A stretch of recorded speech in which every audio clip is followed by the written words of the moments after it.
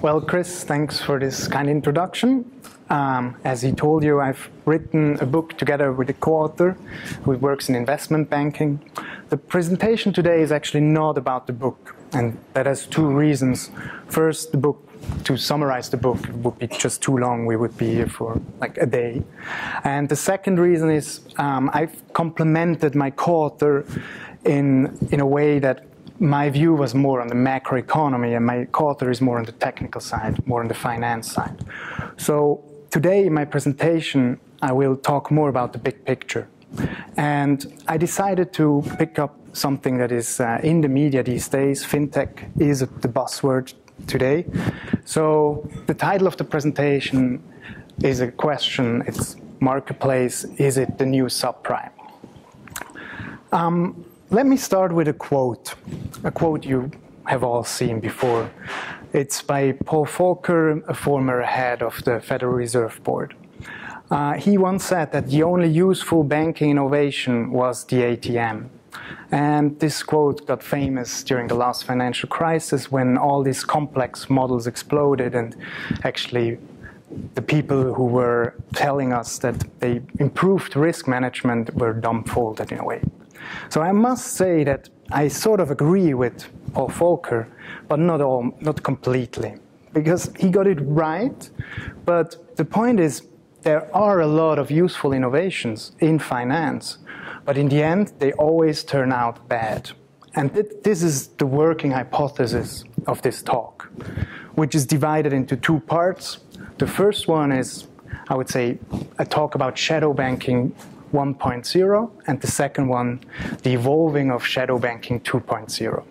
So I will talk about the crisis and the run-up to the crisis of 2007 and 2008, and then switch gears and look at the recent developments in finance.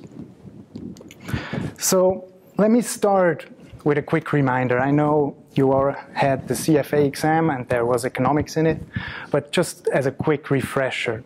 So I told you I will give you a big picture, and how does a macroeconomist look at banks? So for me, a bank is just a balance sheet, and it connects lenders and borrowers. So the need for banking in the industrial age was to connect the not matching needs of lenders with borrowers. So how companies usually need long-term loans, and they are quite risky, and they need to be large. But households who save have only small amount available, they want ready access, and they want it to have it usually risk-free. So that's the function of banking. The problem is, banking in its purest form is a fragile activity. And if you go way back in time when there was no regulation in place, we've seen that this fragility often materialized in bank runs and banking panics. And the reason why it is fragile is that banking is actually the creation of money out of credit. It's not just an intermediation business, but from a macroeconomist's perspective, it's the creation of money out of credit. And that's absolutely key, this definition here, because when we talk about the end of banking, we mean the end of this function. We don't mean the end of finance or the end of financial institutions. So what happens if banking breaks down? Because it has such a crucial function in the economy. When it breaks down, it tears down the whole real economy as well. And this we have seen repeatedly in history. So as you can see here, in the late 19th century and in the early 20th century, there were repeated banking panics. And one particular severe one in the 1920s finally triggered government action. It was the banking panic that followed the big crash of 1929, and that ultimately triggered a deep recession, the Great Depression. So what happened then? Back then, today's regulatory framework was put in place. So again, I will look at this regulatory framework at a high level, but it's key to see that there are two components to this regulatory framework. The first one are the government guarantees. It actually started with a lender of last resort, policies. The Fed was established before the Federal Deposit Insurance Corporation. And the lender of last resort policy was established to guarantee like liquidity to banks. And deposit insurance was actually the same. It was established in 1933 when the banking panic of the Great Depression was in full mode and when governments tried to stop that. So government guarantees are one part, but if you guarantee the liabilities of a financial institution, we all know that this creates moral hazard, and regulators were well aware of that. And moral hazard comes in the form of excessive risk-taking with banking. So they also put in place banking regulation. It was the time where Glass-Steagall Act was enacted. There was Regulation Q that will be important later in the presentation. There were liquidity requirements, reserve requirements, capital requirements. So it's very important to see that also today's regulatory framework is built on these two pillars, and like a stick and carrot policy. The stick being banking regulation and the carrot being the government guarantees. And this regulatory framework was highly successful. So after it has been enacted, we see a calm period. It's called the Great Calm after the Great Depression. And we've seen like a decrease in banking panics. It was the time when actually the joke evolved with the banking 363 model, you might all know, that bankers charge from their depositors 3%, they lend to their borrowers at 6%, and they're out at the golf court at 3 p.m. So back then, it was so calm that not even the bankers had a reason to occupy Wall Street. But something happened in the 70s and in the 80s, as you can see here. Banking panics started to pick up pace again, and the whole fragility in the financial system built it up. And if you recall what happened back in that time, it was a time when geeks started to build computers in garages. And it was not only geeks that were exploring the new technologies, but also in finance. People started to delve into information technology. And this is where financial innovation enters the stage. Information technologies really accelerated financial innovation. And this innovation was then used to circumvent banking regulation. And this is because of this whole framework. So the useful innovation of securitization was turned bad to circumvent capital requirements. So the problem with regulation is in every industry, the guy who is regulated and who doesn't like the regulation wants to circumvent it. But if you're like a chemical company, you cannot just remove your plant to a different place because you're like physically constrained. And the same was true with banking before the digital revolution. Because banking was this balance sheet, huge books with paper, and you had to note every contract with a pen on paper. With information technology, these financial assets got virtualized, and that mobilized credit. In turn, we saw banking moving into the shadows. It like left the balance sheet of the banks and moved to unregulated balance sheets. What we see here is like a very abstract description of the shadow banking system before the financial crisis. So we all know that mortgages at one point get originated, and in the year 2000 and later, they were put on a special purpose vehicle which issued ABS, and then the whole securitization chain started. On this securitization chain, already three functions of banking are performed, like diversification on the asset side with various loans, various mortgages, structuring on the liability side, and the pooling of assets. These ABSs were then used, or the CDOs were then used as collateral in the money market, in repo transactions, where we see the fourth function of banking entering, maturity transformation, because repo financing is usually overnight. it ended via two channels to the ultimate lender. One is via money market mutual funds, who were actually established as a reaction to Regulation Q. Regulation Q in the US capped the deposit interest rates. So banks in the US were not allowed to offer interest rates above a certain threshold. And in times with high interest rates, there were actually institutions using that. They offered money market mutual fund shares that were quite similar to deposits. Money market mutual fund shares are callable at any time, and they're supposed to never break the buck. They basically deposit, underscored by the fact that many money market mutual fund shares managers offer payment services on their funds, on their shares. So we have here like a deposit contract of the shadow banking sector, but also in traditional deposits, it entered the whole chain because banks finance themselves heavily using repo financing. So that was just a quick overview, and I guess some of you know a lot about these chains. But what's important is that it mattered. So we saw a spectacular rise of this unregulated banking. This is a graph produced by researchers at New York Fed.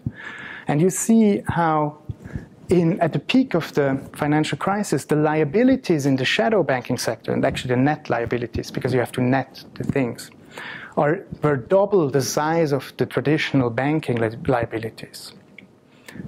So banking regulation really failed to stop that development. Regulations failed to keep up with innovation. And here we see these trilogies of Basel Capital Accords. And always the people recognize that it didn't help. So with Basel I, they've already seen that the effect of securitization, a financial innovation that was fostered by information technology, helped to circumvent banking regulation. And also with Basel III, we're in the same problem. With model changes alone, one bank managed to reduce the risk weight by 7 billion. So it's kind of a hopeless job for regulators. And the game they play looks like that. I don't know if any of you is working on the regulator side. I guess not. Well, they are busy playing this whack-a-mole game, because whenever they regulate one entity, one balance sheet, they hit on it, somewhere else a new entity pops up that conducts exactly the same functions as the regulated one. This traditional regulatory framework no longer works. What does that imply for finance and for the economy? Well, first, for you guys, it's a great party. Here we see the wages in the financial sector and the non-financial sector. And what's funny is that it really has the same shape as the one with the banking crisis and banking fragility. You see that in the 30s it was quite a gap between the wages of financial professionals and people not working in finance. And in the 19s, in the calm period, they were at the same level, and now they're way above the other level again. The problem is with this party for finance that it comes with a hangover for the real economy. So if we look at finance as one system and the real economy as the other system, in between there are prices. They are like the hinge between these two systems. And if the financial system breaks down, the prices get distorted, and the allocation in the real system get distorted too. So the results of this broken regulatory framework has implications on the real economy. So there is a massive misallocation of both labor and capital, the two basic factors of production. You see here unemployment rate in the US and delinquency rate on loans. So both capital and labor was heavily misallocated. Let me sum up this first part. Well, in the beginning I just had a quick reminder of how banking unregulated worked and how fragile it is with banking panics. then I showed that this regulatory framework that was put in place first in the US, but also in Europe, it's the same principle. This two-sided regulatory approach, that was very effective in the industrial age. But then information technologies undermined it. It fostered financial innovation that allowed to circumvent this regulation, this banking regulation. So the question is, will it be different this time? And, well, Larry Summers think it is. So, my co-author was at the Lendit conference last month in New York. The Lendit conference is like one of the big industry events for marketplace lending. And Larry Summers held the keynote there. Let me go through this quote. So, he says that marketplace lending doesn't have a central connection to leverage as traditional banking does, that there's no leverage, no too big to fail problem, no deposit insurance, nothing is implicitly subsidized, so everything is great. It sounds actually quite similar as people were talking about securitization in the year 2000. And I must say, yeah, he must have missed the last 20 years, because he's certainly not right. Marketplace lending is not different. Nothing has changed. If you look at the structure of regulation, the whole framework is still in place and it's still broken. If I ask any economist if he believes that Basel III will change anything, will make the system more stable, well, he laughs. I haven't met a single economist who believes that we fix the whole system. So this whack-a-mole game with regulators continues.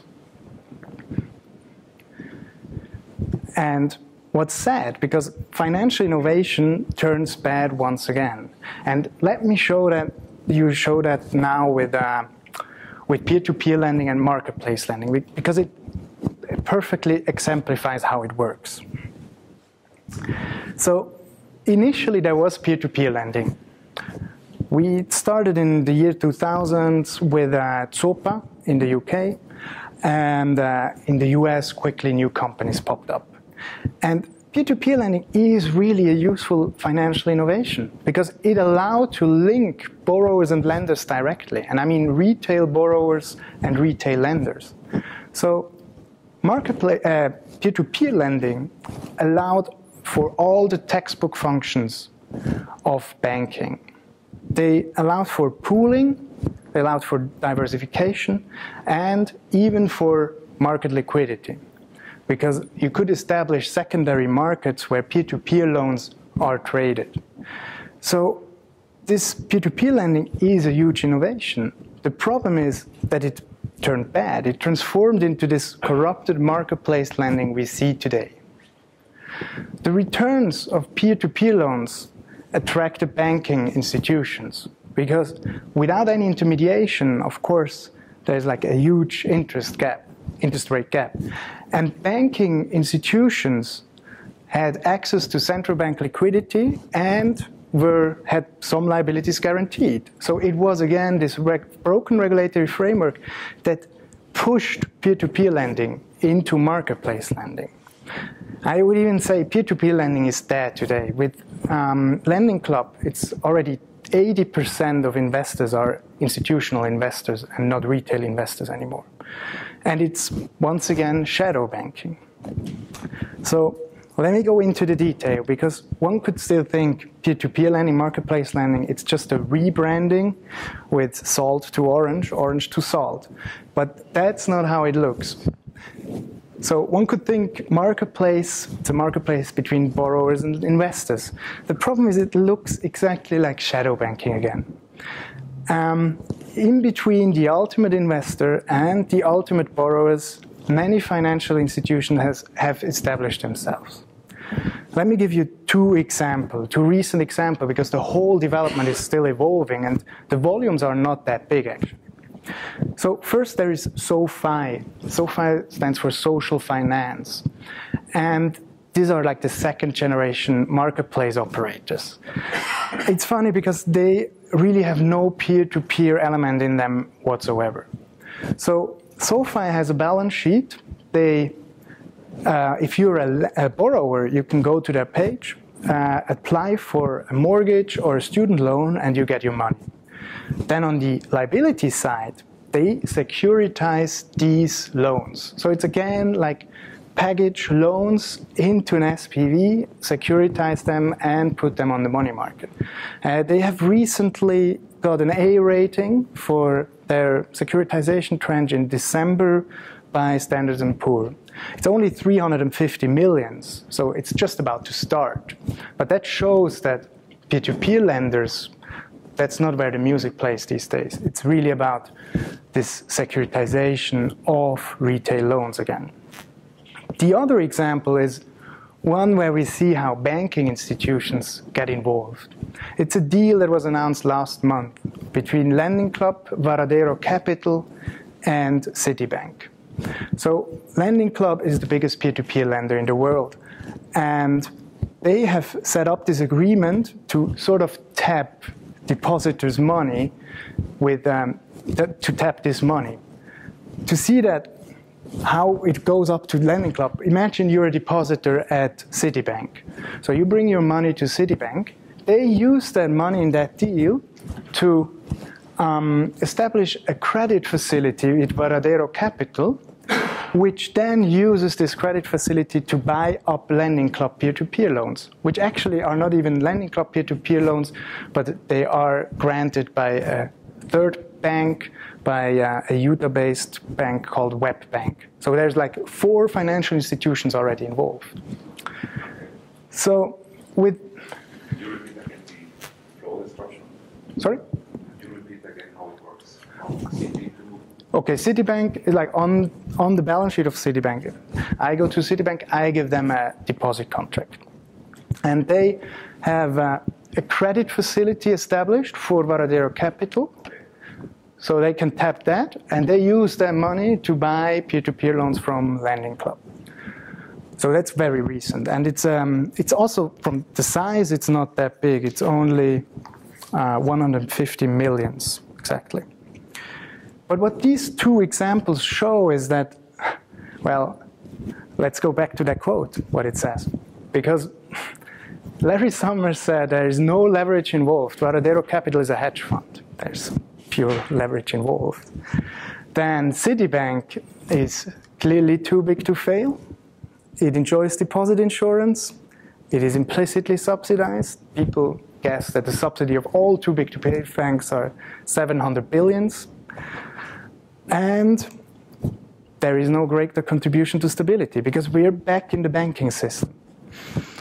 But I need to be fair with Larry because he might be sleepy, but that's actually true for peer-to-peer lenders.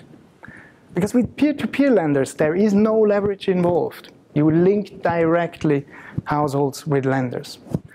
There is nothing that is too big to fail, because even with a huge platform, on the balance sheet of that platform, there are no financial contracts. There is no need for deposit insurance, because liquidity is not provided contractually, but on a market. Nothing is implicitly subsidized, and peer-to-peer lenders would indeed be a greater contribution to stability. So how will marketplace lending evolve?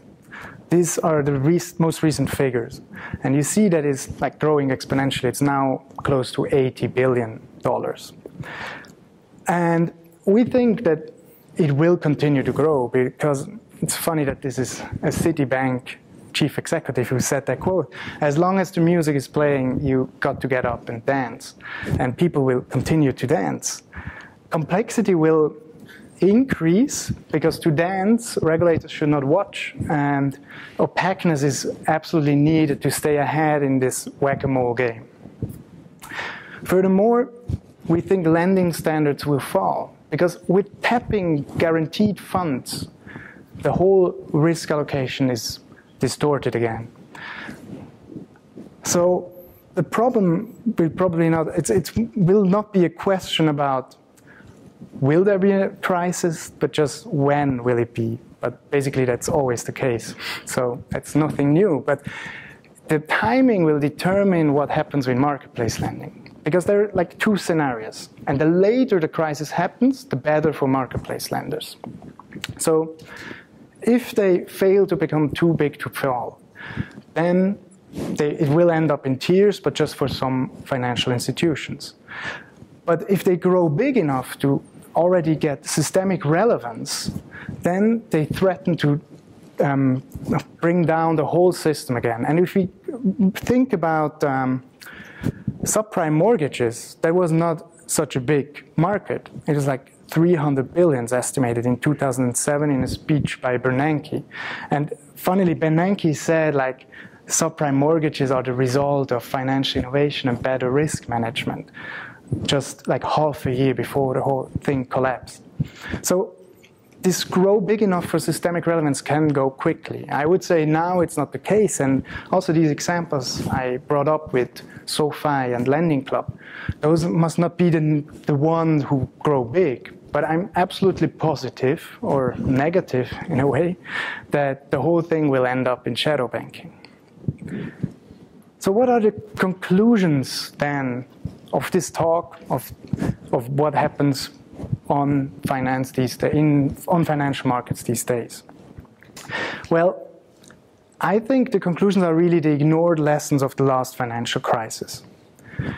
Because what we've seen is that this century-old regulatory framework is really outdated. So this stick and carrot principle no longer works because financial institutions move so quickly. The stick has turned into a toothpick. Financial innovations are readily innovated and used to circumvent banking regulations. The regulators will never win this whack-a-mole game. They're just too slow. So we think we need a paradigm shift in financial regulation. I think that these information technologies are really the key. And I strongly believe that this digital revolution is a major shift in human history, as the big revolutions before were with the Neolithic revolution or the Industrial Revolution. So we need this paradigm shift in regulation such that it evolves with financial technology.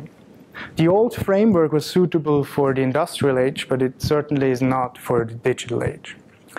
So instead of regulating within an outdated regulatory framework, which is like trying to channel water uphill, we finally have to embrace the new technologies. So we should establish a financial system that spurs useful financial innovation. We should establish a financial system in which financial innovation does no longer turn bad. So thank you very much.